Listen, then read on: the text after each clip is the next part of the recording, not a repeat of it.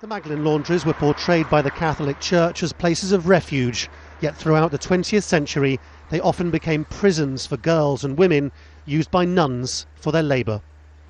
This one in Dublin only closed in 1996, and governments here had been under pressure for years to acknowledge the past. On this day it finally happened, an official report acknowledging that the Irish state was effectively working in tandem with the Church in getting girls and women into the workhouses. It came with a sort of apology from government ministers. It certainly was not their fault, and I think it is regrettable that no government intervened before this one. The state got girls in, inspected their working conditions. Government departments had their laundry done by forced labour. Campaigners and victims welcomed this acknowledgement of the past, but they want compensation for their imprisonment and their lost years. All my possessions was taken from me, and also I wouldn't eat for 3 weeks. I just wanted to die because it was just horrendous and inhumane. It was worse than any prison.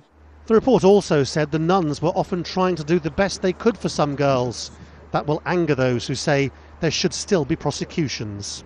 The state, as Martin McAleese has demonstrated, was responsible for the environment in which they were held. The state knew that these girls and women were put into forced labour, unpaid, and were under lock and key.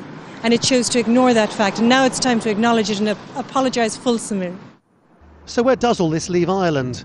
Has the Church less hold over the state than it once had because of this report? It was never the remit of this report to offer recommendations on what Ireland's current crop of politicians should do to offer compensation, either financially or morally, for what happened in places like this throughout the 20th century. But there's a very good reason for thinking that they would want to, and it's this.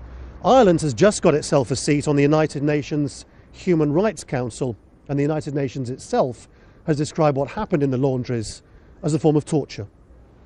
The report also admits that the Irish state registered the deaths of women from the laundries and even buried them.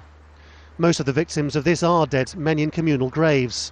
So are most of the nuns who locked them up, while the Irish state and society looked the other way. If a line has been drawn under the past, it's still far too late for many thousands of innocent Irish women known throughout this country as the Magdalens. Lawrence Lee, Al Jazeera in Dublin.